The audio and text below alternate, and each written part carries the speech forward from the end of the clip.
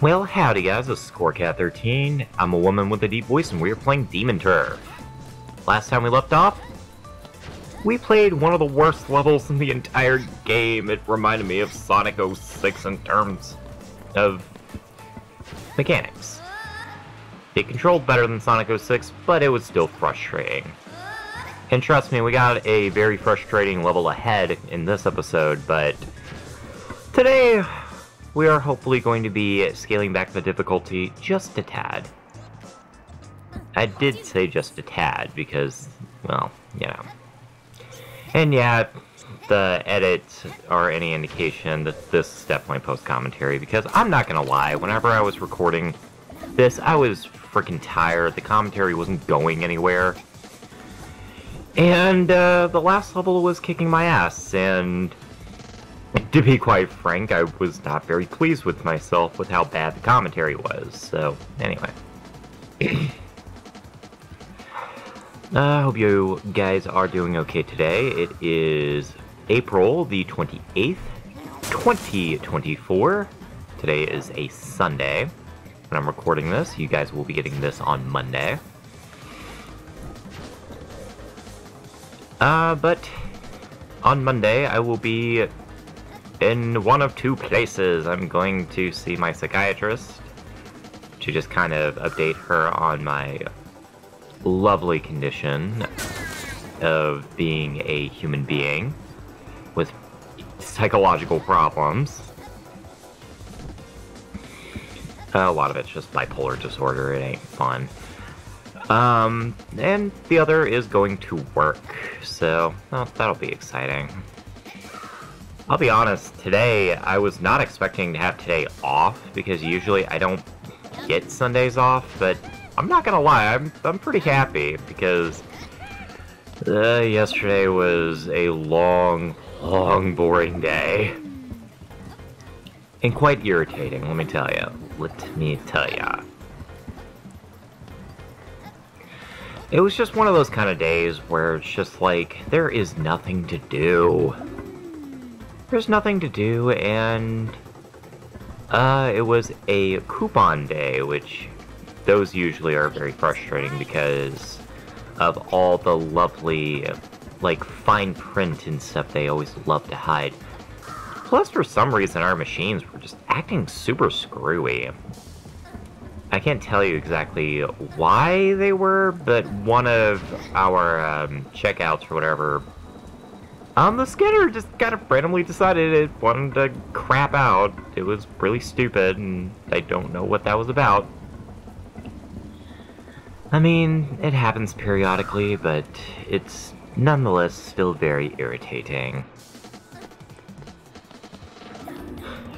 Speaking of irritating, Let me put this right. yeah. That pause there. Let me think here, in terms of stuff.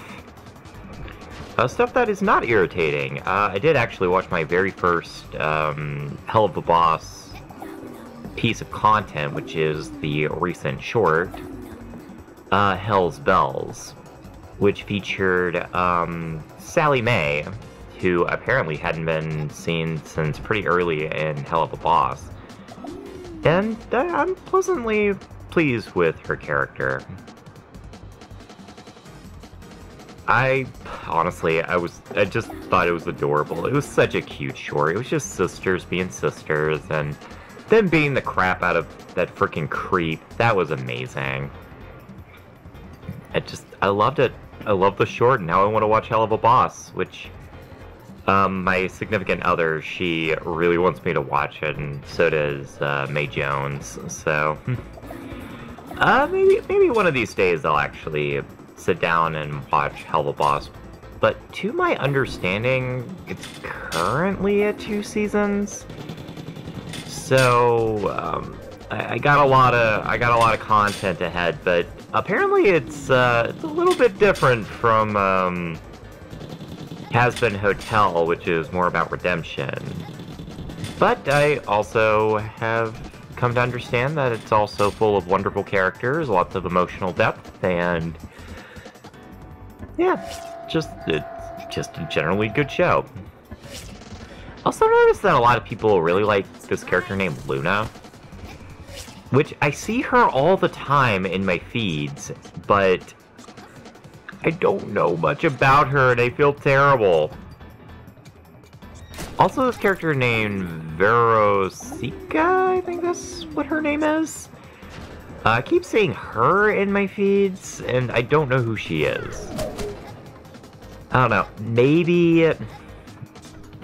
Thank you for turning around, asshole. I didn't want to look at your butt. I love when enemies take themselves out. It's funny. But yeah, perhaps once I start watching the show, I can officially give my 2 cents on what I think of Hell of a Boss. In fact, I might actually try watching it after this recording session. I'm not really sure. And next time I record Under Hero, I will give my thoughts on Season 1. I don't know. That's my goal. Also speaking of goals, I actually had this really nice conversation with my friend Oscar, who you guys got to experience during the Banjo-Kazooie playthrough. We had a pretty in-depth talk yesterday. I'm not going to talk about what it was, because it was just a lot of personal stuff, but it just reestablished just how tight our friendship is, and honestly, man, I'm happy to call you my brother from another mother. It's amazing. And honestly, I really want him in, like, some future videos. I don't know what playthrough to bring him in on, because all of the games coming up, he has never played, so I don't know, it might make for some interesting commentary. Then again, I brought May in, and she hadn't really heard anything about Bully, so anywho. I'm surprised I managed to do that as well as I did, because let me tell you, that is not easy.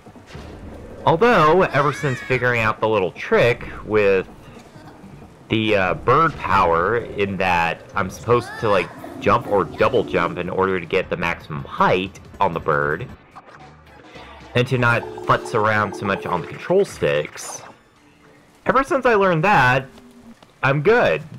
Kinda, I guess. I love that sign there. Beebs is, in fact, the queen. Oh, that's another one. That's, like, one of my girlfriend's favorite characters. Beelzebub. Who is, also female in Hell of a Boss. And apparently people ship her and Luna together, but again, I don't have any frame of reference. I don't really know either of the characters, so I will let you know what I think. I don't know, perhaps it's a Season 2 thing, and perhaps the 2 characters get along or something? I'm not really sure. This was stupid. Although this was actually kind of funny death. Basically, I was just, like, rolling, and I didn't let go of the control stick, and she just kind of rebounded off the wall. I mean, at the time I was super frustrated, but right now I think it's hilarious that that's how I died. And I'm pretty sure I did that in my practice run too, so obviously I didn't learn my lesson. Also, how did Past Avery know that she's not supposed to freaking go at full speed when making turns? You would have thought by now that she would have figured out, hey, I'm supposed to, like, get out of the wheel power and then turn. Or, you know, learn how to operate the left and right analog sticks simultaneously. Which, by the way, that was pretty much, like, my biggest problem trying to figure out how it worked. Was because I am notoriously bad at pretty much any game that has, like, dual analog control. And I'm talking, like, for movement options, not, like, for camera control. So, To be honest, there are some games like Penny's Big Breakaway that I'm a little bit nervous about playing because I know that they are very heavily reliant on dual analog stuff. Luigi's Mansion is kind of the exception because it's simple enough for me to understand.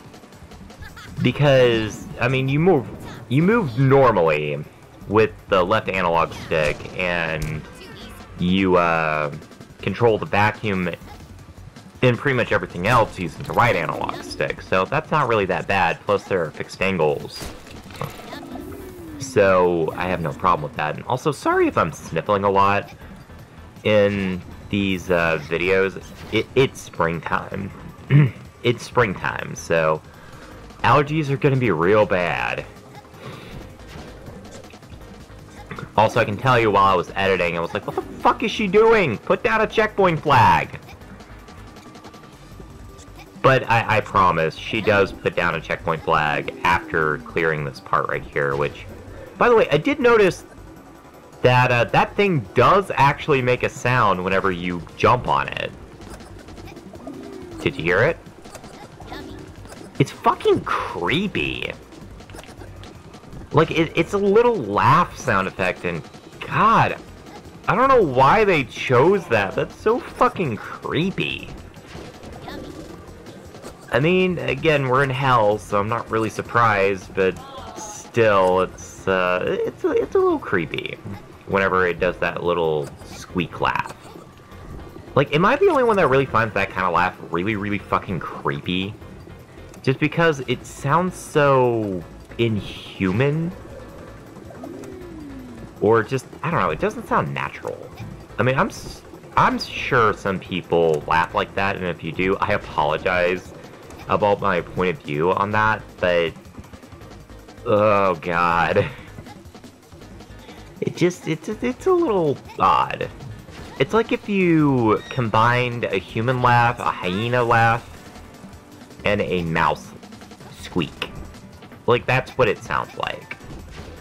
Which, speaking of audio nonsense and stuff like that, here's a little fun fact I learned about the Tyrannosaurus Rex sound effects in the Jurassic Park movies, which this is probably common knowledge at this point, but they actually modified an elephant's sound. Like, I think they combined an elephant and a tiger's sounds to create the Tyrannosaurus' sounds, and they would not sound like that at all. They actually don't have the vocal chambers necessary for roaring. So instead, it would sound a little bit closer to like a cluck. Or maybe not a cluck, but like, it would sound much more bird-like. I'm not entirely sure what it would sound like, but it would certainly not be a roar. It would be something significantly stranger. Like, maybe like a growl or something a little more akin to a crocodile. Which would make sense, as crocodilians are actually the closest living relatives to birds. Also, first instance of slowdown in this Let's Play. Which, I'll be honest, even in my original Switch playthrough, this didn't happen. I was a little shocked that there was a little bit of slowdown, so I'm not really sure what that was about, but anyway. But on the regard of birds, and since I can't really think of any other time to really talk about it, except maybe a Yoshi playthrough, I can't be the only one that really gets, like, really annoyed when people say, oh, all the dinosaurs went extinct. It's like, no, it's the non-avian dinosaurs that went extinct. The non-avian dinosaurs went extinct 66 million years ago. And they didn't evolve into birds. Birds are a form of dinosaur. They were already in existence during the late Jurassic period, early Cretaceous period. So, in a sense, birds are the last living lineage of the dinosaurs. They're just... It drives me insane. It's one of my biggest pet peeves when people talk about the dinosaurs. It's like, birds are dinosaurs. They're the only extant member of the dinosaur lineage. They are of the clade Abius. And actually, if you go into their, like, big scientific breakdown, they are part of the group Theropoda.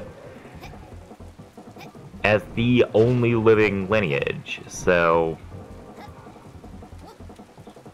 Hello, they're dinosaurs. Which, I don't know, does that mean that they're reptiles, technically? Like, they're... I don't know if they would be reptiles, or if that just means that dinosaurs are just, like, a completely separate thing altogether. But I don't know. I guess that would make sense as to why birds are, like, the closest living thing that is related to the crocodiles. Because crocodiles are part of the same kind of group thing, which is the archosaurs. Archosaurs are basically the big umbrella group that the dinosaurs and crocodilians kind of fell under. And there were more during the Mesozoic and late Paleozoic era, but fucking shit this time. Oh well, that's why you don't eat mac and cheese beforehand. But anyway. I don't know. I lost my train of thought when I did that, but... I don't know. I'd have to research that again. About, like, living archosaurs. This part right here was a pain in the ass, I'm just gonna tell you right now. Those ice lasers are fucking bullshit. Like, they are so fast, so hard to dodge, it's just, it is so irritating. I hate those ice lasers so much more than the red one. Like, the red ones are fucking annoying, but the ice lasers are probably the worst ones in the game, unless, like, World 4 introduces something else. Also, no, I don't know why she was just standing there. And now we get to my second least favorite stage in this entire world. This one. Oh god, I hate this one so very much.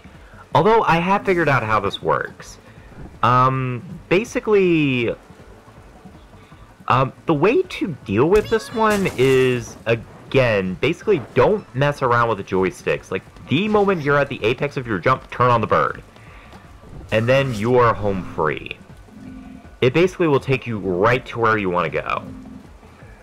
And I feel so dumb that it took me so long to figure that out, because, I mean, obviously, you want to mess with the joysticks, because that's what you're doing the majority of the game, but the bird doesn't really work like that.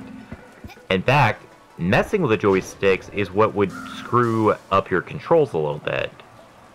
And also, this part right here, I will say, is a bit of a mindfuck, because you do require the bird.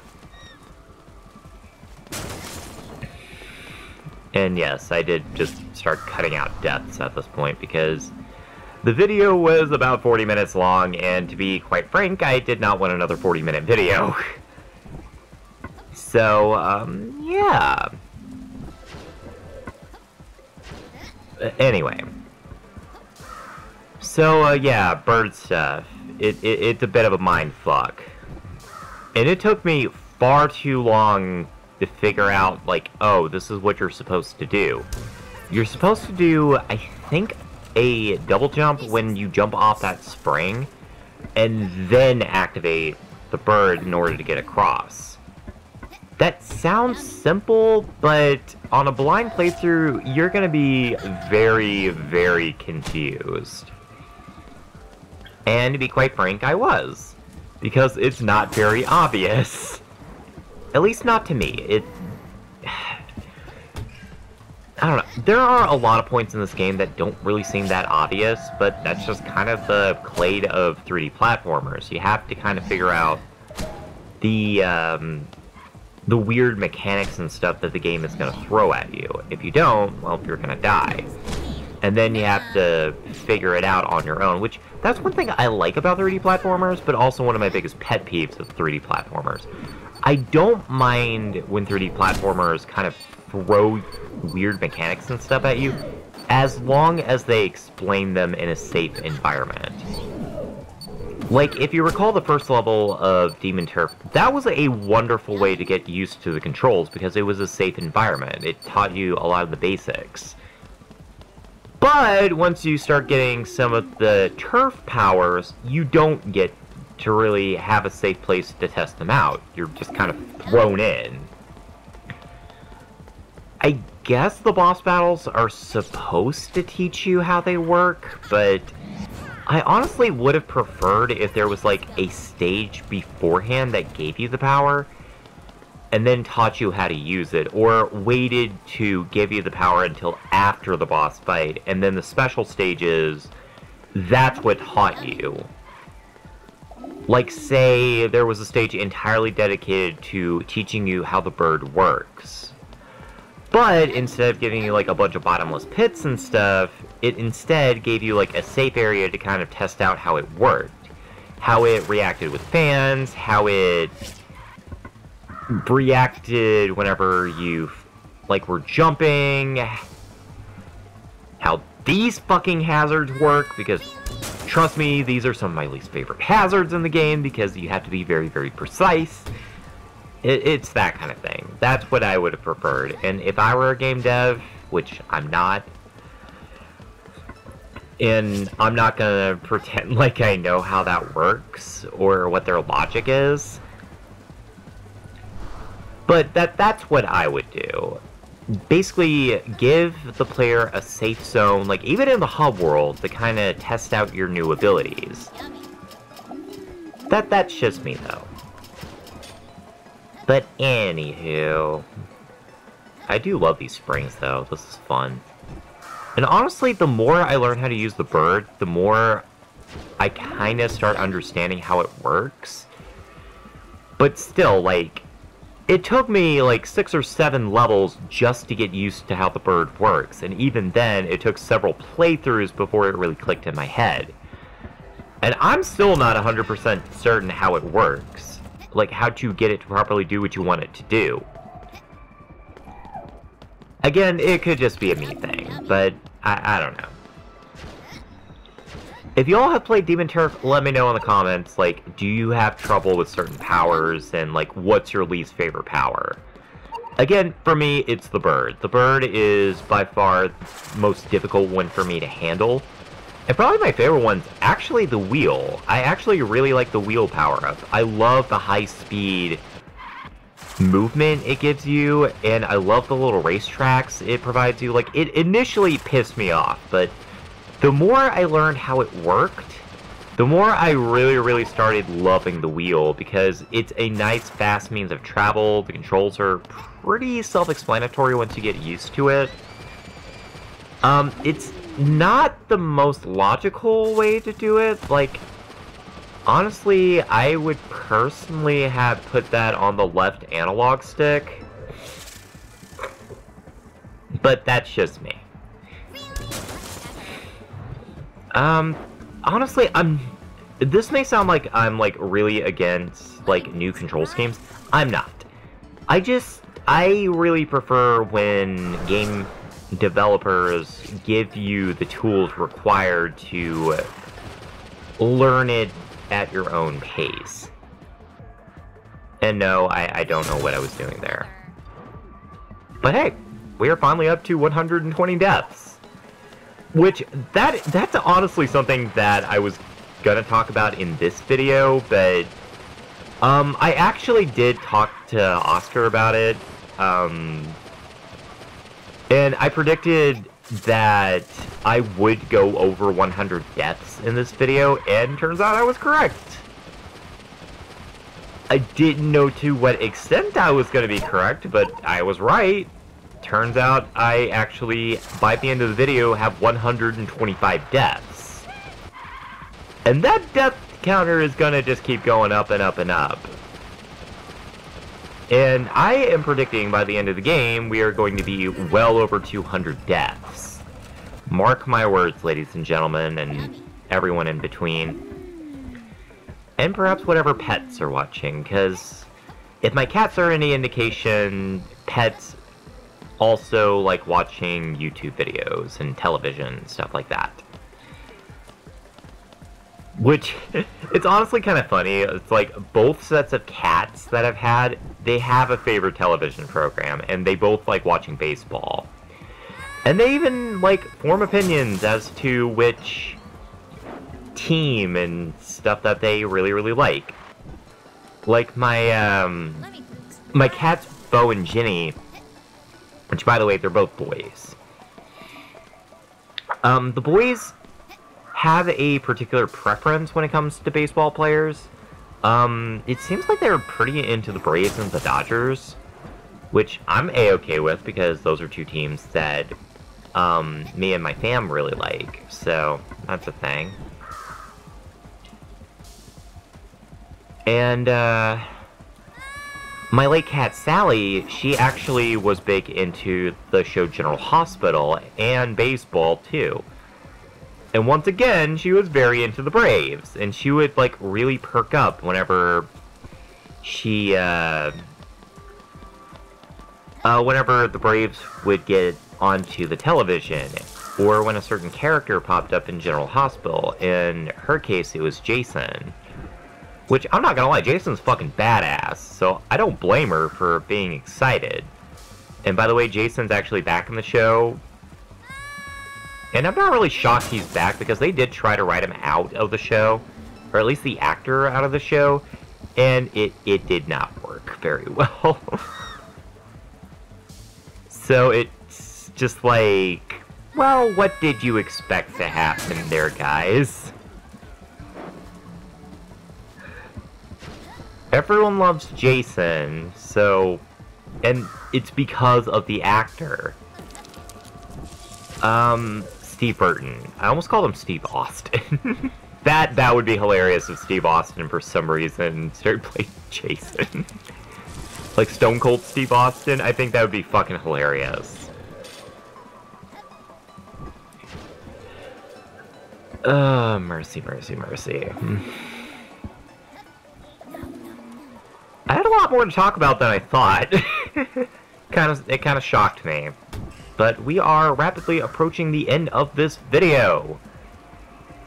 So, with the exit right there, I am going to go ahead and say thank y'all for watching this post-commentated video of Demon Turf. Next time, when we meet back up, we will be back with live commentary, and just be ready, because it's gonna be a long one. It's one of those kind of stages. Thank y'all, and I hope y'all have a fantastic rest of your day. Toodles.